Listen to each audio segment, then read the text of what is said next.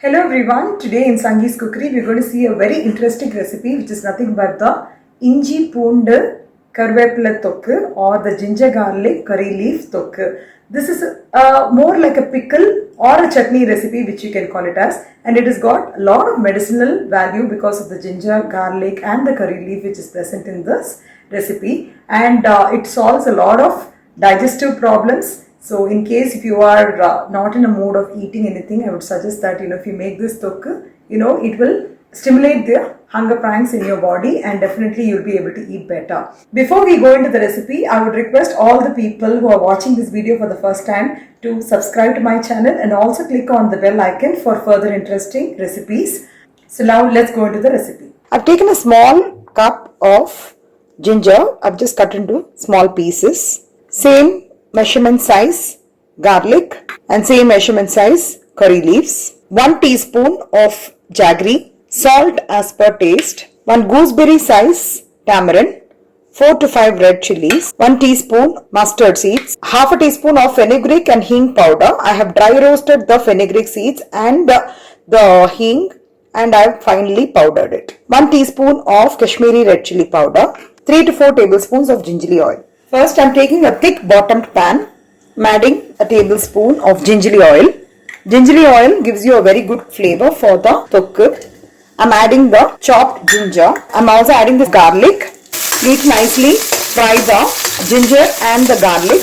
Now I am also adding the red chilies and also the tamarind. It's better to just break it like this with your hands, these small pieces, so that it gets fried and it will be easier for you to grind in mixie as well. Also adding the washed curry leaf. Now the fried ingredients, I am going to transfer this to the mixie jar and I am going to grind it into a smooth paste.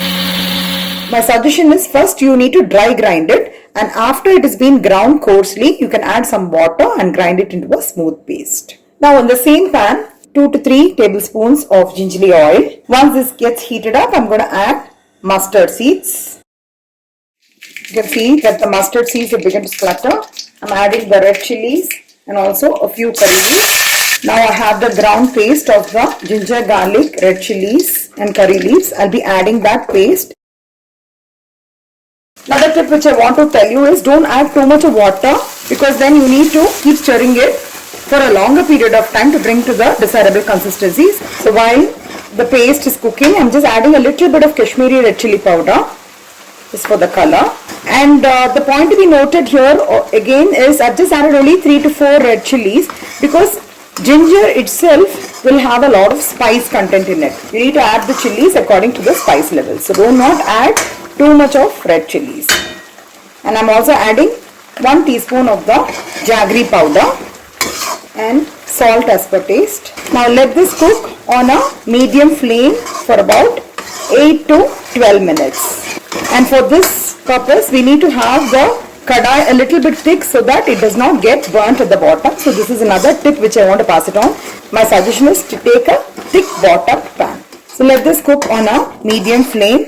We can even cover this and cook it for a few minutes. It's been about 12 minutes and it's been cooking on medium flame. You can see that the oil is nicely coming out of the sides. So finally, I'm just adding half a teaspoon of the roasted methi powder and the hing powder. You can mix it well, and I'm going to switch off the gas. So the delicious tokku is ready to be served. This goes very well with chapatis, rotis or dosas, and you can just simply have it with curd rice. It tastes yum. Or on a very tiring day, if you just want to mix it up with rice, this also serves as a meal itself. If you are facing any gas related issues or bloating problem, this is the pickle or the chutney which you have to prepare, and definitely it will solve all those problems. So I hope you'll all try out this recipe and please pass on your valuable feedback and have a wonderful day.